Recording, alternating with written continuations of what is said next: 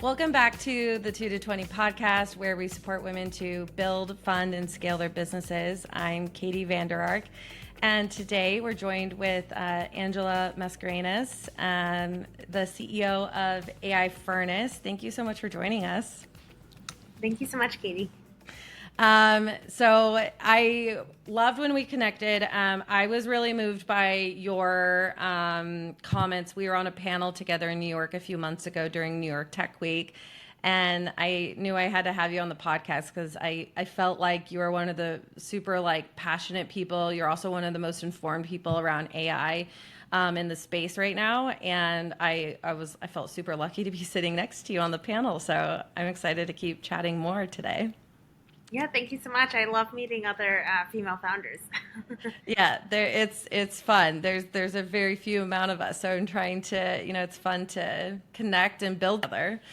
Um, so I wanted to get into your background because what you're doing now is pretty different than what you started your career doing.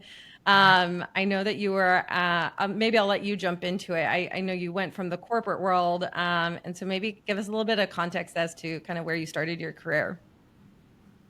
Sure. So I started my career going to engineering school, studying business, and then eventually studying quant finance. So algorithmic trading, financial engineering. Pretty much realized that I did not want to be an engineer, but I think that training was really helpful in understanding the power of data and how data could be leveraged to be predictive, which I think are the building blocks of AI today. I kind of wasn't sure exactly what I wanted to do, so I went into corporate, working for Accenture for 6 years, taking on clients like Morgan Stanley, the New York State government, before falling into product management. And so I was part of the founding team behind the Girl Scouts mobile app, so digitizing the cookie program, which was actually so incredible because it was about nurturing and building up the next generation of female leaders. And so it was the selling cookies online, as well as teaching them how to build internet businesses online through a parent girl experience. And so I was there for 5 years, helping them build out the mobile app, scale it nationwide, and then building out their standalone mobile app for that. I went from there to working on banking innovations, going back to my banking Very roots, but on different. the product side. And so I ended up going to JP Morgan, and so I worked on products like the Chase mobile app, digital wallets, neo banking for millennials, always on the cutting edge of banking and consumer. And I think all of these experiences kind of proved to me that I think I had what it takes to do my own startup, because if I could execute for others, I could figure out how to do it for myself. But I don't know about you, Katie, but it was a really, really big jump actually to move from corporate into startups. Yeah, it's Because I scary. had no friends. I don't know. Did you have friends that? No, no, I mean, so 2 to 20 really grew out of, I left my job in banking and I did not know any founders really, and especially women building in tech. And so that's really why last year I hosted my first event. And over several hundred people came to the event, women building in businesses. Wow.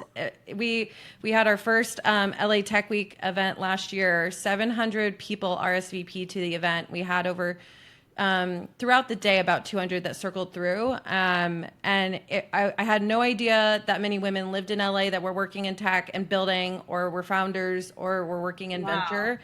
So it opened up an entire new world for me. That I did not know about otherwise. But yeah, I mean, it was brand new to me just, less than 2 years ago. That's amazing. I found that when I wanted to take the jump, I just did not know anyone in the space. Yeah. And so I had come from JP Morgan, I had come from Accenture, but I didn't have the profile that startups or even big tech was looking to hire into. So those were the two target areas I wanted to move into. Mm-hmm. And so I found out that because they wouldn't let me in, I had to create my own. And so I was almost forced into creating like my own startup, so that I would be able to like break in. And I kind of like went from there. I've been working on like a few startups like since I took the leap. I started like a lifestyle business during COVID, bringing tutors to people's homes, like right when Wow. like that whole learning gap kind of like happened when they were going from in person to remote. Built out that business, and then also started a fintech company, seed stage, focused on Gen Z. And then for the past 2 years, have been working in AI. And so I started a deep tech startup focused on identifying deep fakes and focus on like AI safety, security, like responsibility. Um, and so have been in AI for like the past 2 years, and Yeah.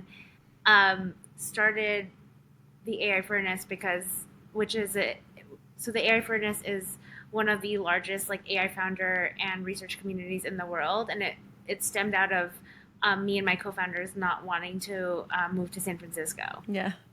And don't you have over 15,000 people? I feel like I saw that online. Like you've grown Yeah, it so we have like massively, which is yeah. So crazy.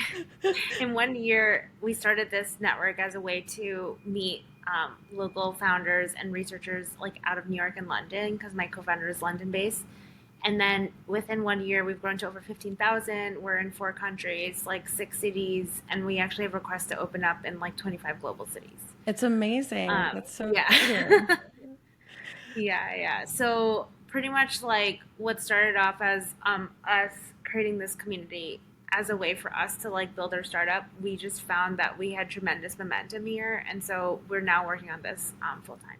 It's so exciting. I want to jump back into that, but real quick, one of the things I wanted to ask you about was what you talked about on the panel a little bit too with your deep tech startup. You were talking a lot about like the ethics or the kind of like the security around AI. I wonder if you could like touch on some of that. I thought some of that was so interesting around the work that you were doing. And both from like a consumer perspective, like what are things that we should be thinking about? And then as companies that are building in the space, I wonder if you have any sort of like recommendations around like what they should be considering if they're using or building tech in that space. Yeah, so I think one of the best things about Gen AI and when ChatGPT came out was that like it was like wow, like companies are using LLMs to like create all of this amazing content. So whether it's uh, using ChatGPT to come up with email content, Mm-hmm. or whether it's to overlay someone else's voice on top of your own voice, which was like crazy, or using Midjourney to create images.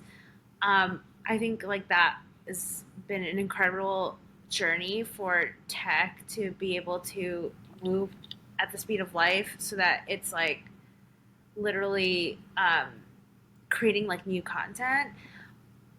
um, Attackers also can leverage those same tools. So people that have like malicious intent can use those same tools, but in a way that can be harmful. So I actually think responsible AI is like so important because companies now need to safeguard against like issues like um, cyber attacks, like wide scale like cyber attacks where they're using executives' voices, for example. Like Crazy. these are brand new. So while there are like amazing advancements, there's also like new risks that are associated to doing that. And so responsible AI is needed to like be able to like protect companies and orgs against these new malicious attacks. And so there's some really cool companies out there that are working on things like um, training up employees on these types of attacks so that they know that when someone calls them and they say that they're the CEO, like you should be like really careful. Yeah. And these sound like no brainers to us, but like we're in tech, Yeah. but like for a lot of other people like that are less cautious, like you could easily get fooled. Yeah. And the things that you used to look out for, like oh, when you get like a spam, like an email, and it's from Bank of America, but like the way it's written is like really janky. Like those things are now those obvious things that were in the past like are no longer obvious. Yeah. They look And so really companies real. need, yeah, yeah, it's scary because um, these tools are very cheap. So like to use 11 Labs and to clone your voice, it's only $1 a month. That's um, crazy. Mid Journey, it's like I think it's like only $15 a month. Like so, these new tools, while they're like revolutionary from a consumer point of view, they're also available to like very malicious people as well. And we just need to we need to evolve like our security and um, our people and processes. It's not only like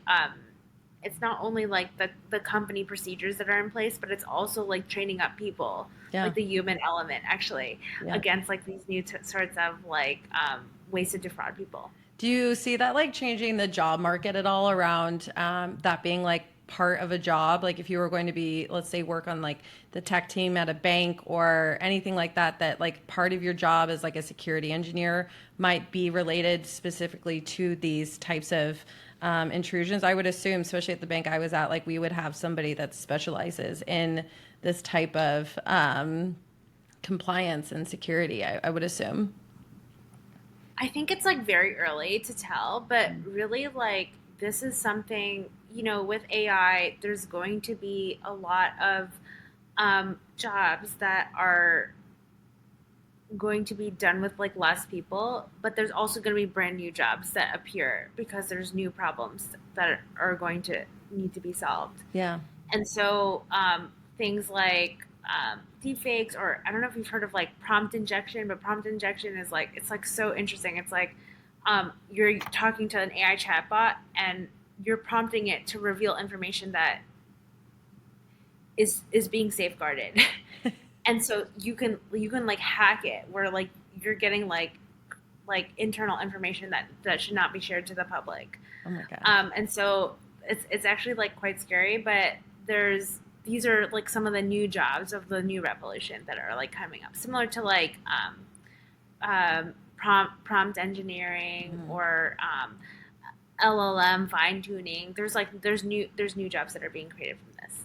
Yeah, yeah.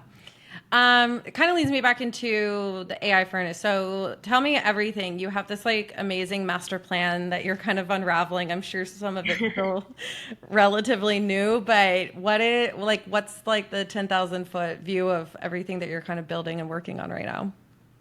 Yeah, so the AI furnace we found is amazing because it supports local ecosystems to keep jobs in those areas. From a 10,000 foot point of view, every AI founder right now is wondering if they need to be moving to San Francisco, and that results in like lost revenue for your country, for your city, for your state. And we believe as an organization that innovation can come from any city. It doesn't just need to come from one, and that we want to support like local innovation. Hmm. And so we're hosting like our first conference this year called the AI Hot 100, where we're bringing in together 100 funded AI startups from the New York area together to celebrate AI in New York City. And this is something that we actually have a request to replicate in multiple areas around the world I'm sure. to support local ecosystems that are supporting like AI startup innovation. And then in the future, we plan to have our own fund as well as like a few other businesses around like recruitment and supporting pretty much supporting AI founders like across their entire journey. Yeah. So we kind of think about it as a potential like conglomerate point of view. I love it. I love it. You're empire building right now. Yeah, yeah, Um, yeah. how do people get involved? They can join the community and then they can kind of start navigating, getting involved on a local level, hopefully attend a future event, I assume. Yeah, so we host events in each of our cities like every month, and we grow via other founders. So if there's any other founders out there that want to open up for us in other cities, we mainly exist to support other founders so that when they're looking to fundraise, there's like founder dinners. When they're looking to get feedback on their product, like there's demo days. when they're looking to hear from investors about what they're looking for, we set up like events with like panel discussions with VCs like Insight Partners or A16Z or YC. Hmm. And so we kind of exist to support AI founders that are building in their local cities and give them the support that they need. Because what's really important when building AI is that you have people that you're building out a transformational tech. Hmm. So when you're doing that, you need like a group of people that you can like bounce things off of, whether it's like an AI research problem, whether it's like finding talent. Like we literally know people that are like flying to a different side of the world to like find AI talent because the talent market for that group is crazy. And startups, like kind of have like their own budgets. Yes. And so we exist to support founders, and we're also founders ourselves. Yeah. I love it. It's so exciting. Well, I can't wait to stay tuned with everything you're working on. Yeah. Thank you so much. But how can I like support 2 and 20? Well, I mean, this is part of it. I mean, so this is a big part of where we're kind of working along a lot of the same things. So we started doing in-person events last year, and we are. I've done about 14 events over the last year, hosted over 2,000 people, and so a lot of the work I really believe in person convenings. I know we live in a world of tech and like the digital age, but I still really fully believe, especially as like a solo founder myself, I really find a lot of joy out of meeting with people in person as well. And so we've been doing a lot of stuff in New York and Austin. We're planning something in Miami. I'm from Seattle, so hoping to plug back into the Seattle market a bit, and obviously in LA here. So a lot of what we're doing is connecting in all these different cities, kind of similar to the AI Furnace model, where you're thinking about like connecting in a lot of the different cities. And the goal is just to really support female founders and funders. So I'm sure there's a lot of ways that That's we'll find cool. to collaborate together. I'm sure. Yeah, 100%. um, I'm a huge fan of like supporting women. I know in AI specifically, it's yeah. like literally every event, it's like 1 in 10, something like that, are women. Yes. So there's like barely any of us in this space. So we Yeah. just need to support each other. And I actually think it's so important because I think with AI, a lot of value creation is being created, a lot of wealth is being created. And Yeah. if we don't fight for our seat at the table, um, it's going to be detrimental, Yeah. actually. And so important for us to like fight for that seat. Yeah. This was Yeah. going to lead me into, that's a great point. It was going to lead me into like one or two of my other questions was around, I know that you're doing some investing in the space or thinking about investing. And I wondered if you have any thoughts around if I was looking to start my own company in the space or thinking about what to build, if you have any thoughts around what either you were excited or looking at, what you think still has room to build in, or anything around like kind of like starting a new venture. Yeah, I would say I personally am interested in like vertical SaaS. So kind of knowing very deeply about like the problems in the workspace that you've been working in and trying to solve for those. I think trying to create a company that is kind of broad and services a lot of industries. I mean, it's possible. It's more difficult, and I think women that are out there and are on your platform, like you guys know, like the problems that are happening in your industry. I would just start creating like a journal and documenting like what areas could drastically improve um, with with AI being implemented there, and that's something that no one can take away from you. Yeah. The experience that you have, like no one can really take that away from you. Secondly, I think because I see a lot of people propose themselves for demos and things like that, I think one of the things that we as women need to work on is being um, we need to work on not being afraid of not being perfect. There's like a lot of people that I know that like they're like I don't want a demo because like it doesn't look the way that I want it to be, and I'm Yeah. like don't worry, like you're much further along than this other person that's trying to demo right now. Yeah. And I think it's important for us to like advocate for ourselves, even when we're not sure if we're ready, and to kind of put ourselves forward, um, no matter what stage that we're in. Yeah. And being okay with that. I think like that's something that like I'm working on, but it's something that I see with like other female founders that Yeah. are kind of like in my community. Just Yeah. learning how to like ship the product, just get it out to market.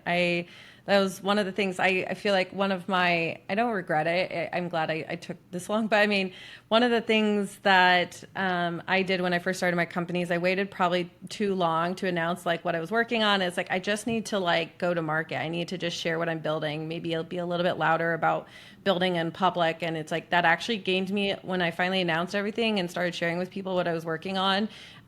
It built a lot of momentum around me too, right? And I feel like that's kind of like we got to be just like prepared to share more with the community. Yeah, I also feel like if you put something out in the universe, like people will help you get Yes, there. people want to see So you it's just win. That's the nice part, right? I found a lot of like I've built such a nice community of other founders and investors too that just like they want to see you win. That's the nice thing. But you gotta share. You gotta be out there with what you're working on. yeah, 100%. And I'm just kind of like thinking through this, but one of the things I also think we need to see and celebrate are women that have made it, so that we can see those role models that we're looking for. Yeah, And so I was actually like looking for this kind of stuff in AI, and then I just ended up like organizing it myself because I yeah, was like, this is something I want to see out there that I'm yeah. personally invested in seeing happen. And so um, I'm excited, but I do think it's like an uphill thing, and we need to fight for our seat at the table, 100%, and find Yeah. allies, advocates, wherever they might come from, other Yes. women, other men, like Yeah. Yeah. whatever it's going to take. I totally agree. I mean, this is so the whole premise of this podcast too for me was that I feel like I listen to a lot of people where they it's a lot of the like how we built this and I built $1 billion empire, but I'm also like where are the people that are like the 0 to 1 stage still or like slightly out of that, like I feel like we're a little bit more in the trenches, like we're in at the same pathway building right now. I think I want to try to like unbundle that a little bit because I also feel like it demystifies being able to start a company, being able to run a company, being able to build really great tech, and being able to do it together. And that's a big part of what I wanted to hopefully is like unravel some of these stories around like think about how quickly the AI furnace thing unraveled for you in the last year. Like I love that. And that's what and it's just going to keep going from here. And I feel Yeah. like we're catching you at like such a fun time. And then if we are to talk again in a year, how much you'll be accomplishing in just like one short year. So that's a lot of the stuff I want to try to capture those stories where you're it's like I feel like this is just the beginning for a lot of the fun, exciting Yeah. stuff you're working on. Yeah, I would say too that for like other women that are founders and are uncomfortable, it's like every day I'm like learning something new. It's like my first time doing something. I'm pretty sure this happened to you as well. I Yeah, know that you all the mentioned that time. you didn't have like a product background and stuff like that. No. Um, and so it's just about like kind of being kind, being Yeah. kind to yourself, and just being like, look, this is my first time. Like this is what's happening, but I know that I can learn it. Yeah. I know that I can do this, and Yeah. it's I think that that is really important. And then also, I don't know about you, Katie, but like how important is like your inner circle and like network of like of people around you? Like how important is that for you? It's so massive. My circle's gotten even smaller, but I'd also say that I've gotten really like specific around who I'm being surrounded by. I would say that like all of my closest friends are like so. What's fun about LA too is it's a very work-wise, we're all very diversely dispersed. We do a lot of different things, but I would say that they all are so extremely interesting and motivated and constantly learning. That's like the one trend. And then I think one thing that I've also built and why I'm also really passionate about building in LA, which also does not have even like the New York or SF network, Yeah. is I've been really particular about finding people that are also building at the same time as me. So like I have now a lot of female founder friends. I have a lot of people in the ecosystem that support a lot of our events as well. And that has been massive for me. So I feel like without that, but I've had to be really intentional about it. I've had to seek that out. 100%. That's to me has changed the last 2 years a lot. I'm sure that's probably a lot of what you feel too. Yeah, yeah. I feel like I'm very intentional now about. I mean, I host a lot of large events, but I'm Yeah. like very intentional with like kind of like my the circle that kind of like supports me, and then also I think what's I don't know if you've done this, but I found it really helpful to kind of I did like a mood board exercise, like a vision board, Yeah. and I was like, this is the kind of entrepreneur I want to be. So for me personally, I really love entrepreneurs that have like multiple revenue businesses, which I mentioned to you, like Yeah. almost like empire building a little Yeah. bit. And so I've been trying to surround myself with other people who view things in that way because Yeah. that's the direction that I want to move in. So getting advice from almost like the right people, I think is important. It's like, are you getting advice from like the wrong person? Like, Yeah. they can kind like that's also not great. I think. No, no, I totally agree. I can't remember where I heard this. I feel like it was maybe on one of the panels during New York Tech Week, but oh no, it was somebody I just interviewed. Jess Schultz said this, and I loved this. We were talking about mentorship, and she was talking about typically when you think of mentorship, you're also just thinking about people in front of you, but also the importance of having like the retrospective of mentoring other people. So it's like having peers that are kind of in the trenches with you. It's having people that you aspire to be and you want to emulate because you love what they've built, but also having kind of younger people that you're also mentoring. So that helps kind of put all of that into perspective as well. And I feel like I've loved kind of 100%. that 360 of thinking about how also acknowledging how far I've come and what I've been working on and building, knowing how far I still have to go, but knowing that it's achievable, right? Because it's only like one or two kind of places away from where I am currently, and I've been thinking a lot about that as well. Where I really try to think about those kind of three categories of like who I'm surrounding myself with. 100%. I think in order to find mentors that are going to help you, you also need to mentor other people because it's a two-way thing. I think if it's totally selfish, like it doesn't come across the Yeah. same way. And then I think it's kind of going into it with an open mind about finding the right types of mentors. I think Yeah. I don't know. It's like there's also like kind of like this sounds really really weird, but there's like vibes. It's like you meet someone, and you're like, okay, like could I learn from this person? Do we get along? Do we have like a shared value system? Yeah. And are they like a few steps ahead, or are they a few steps behind? And so actually, like I feel like the team that I'm putting together for AI Furnace is like fantastic because I feel like we're all kind of this ragtag group of like very very scrappy entrepreneurs or entrepreneurial minded folks that are kind of like on the same journey but at different stages. Yeah. Yeah.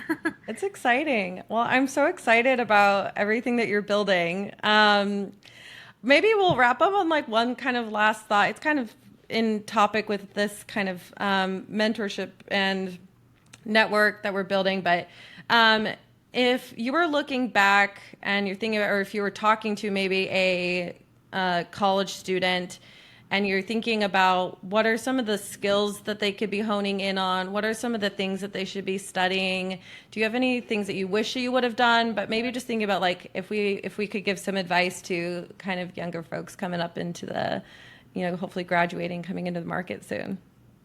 Yeah, I mean, I think that might be like a controversial topic for startup people, but I feel like consulting actually is like the best playground to learn how to be an entrepreneur.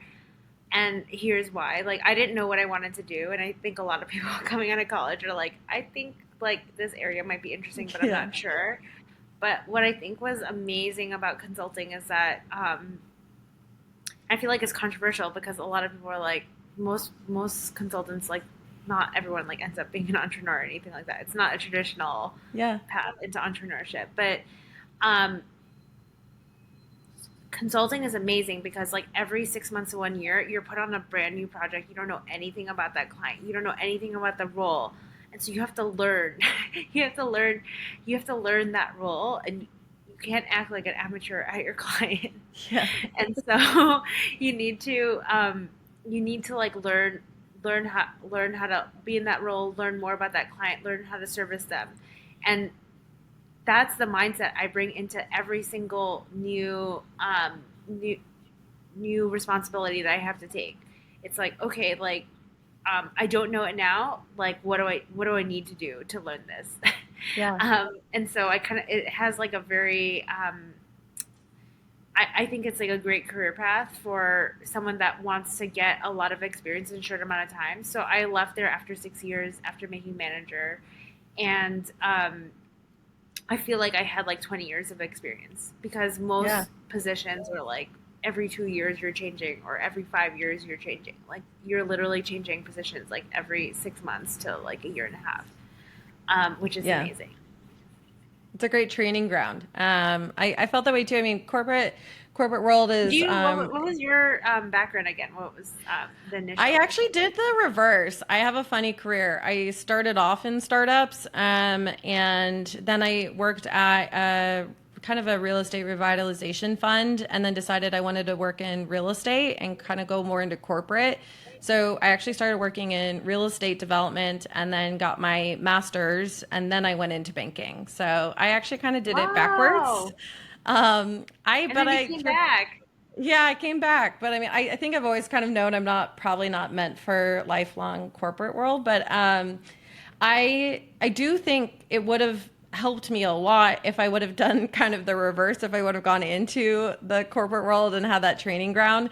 Um, I really love the startup world, and I knew that, but there was so much around just like the general like management of a company and the financing of a company and being able to scale a business. I think that there's a lot that you can learn in the corporate world and learn on somebody else's dime and learn at a much higher 100%. level than you ever will if you're like I always thought it was so cool. I was like employee one or early members of a startup, which was great. But really, it's like that doesn't give you kind of the foundation or understanding of how to actually run and manage a business, especially with like hundreds of people in it. And that to me was what I felt like I got when I went back to school and went into banking. And I had several different roles within the bank too. So I don't know. I really, obviously I wouldn't take anything back about about my career so far, I but actually think like you're absolutely not alone. I feel like right now, media glamorizes people that are dropouts that become. I mean, you've seen it. It's just like they're dropouts that like became like instant, yeah, like Series B companies or something like that. But I think that there's not one path, and I think yeah, that going into corporate actually gives you like a framework of like best practices of how to do things, um, like what's the playbook to do this, and you can carry that over into a startup as well. So it's like yeah, um, I absolutely think that, and I think that there's like this other group of people that like kind of have industry experience that move into startups, and that's just as valuable as kind of being like a dropout or something like that. yeah. Like, and I I feel like they don't totally talk about that in the news. no. And you That know part what? is hidden. Most of the people that I'm hiring right now, I'm like not even, I'm not always even generally considering their education, like especially when it's technical roles. I'm like, show me your portfolio. Like, how have you developed as a person? Like, what have you done? What are you passionate about? What have you worked on? There's so much other stuff that I'm looking into. But especially when you're thinking about like business partners, I think that there's like a lot of different ways to think about who you're hiring and I don't know. I look for different types of things for different roles. Our CRO came out of corporate banking for 20 years, right? But like my designer Amazing. and my engineers are like far more technical, and I'm like far more concerned around like what have you been building? What are you what are you working on? That's So cool. it's just everything. It's fun. That's why I like building startups too. A lot of it is like the science of like matchmaking people and trying to like get the right team together. Um, which has been a learning process, but fun nonetheless. So, Yeah, that's great. yeah. Um, Well, good. I thank you so much for joining us today. And I feel like I can't wait to, hopefully we'll do a round two of this sometime soon. And I feel like we'll have even more that you'll be able to share with us. Yeah, thank you so much for having me.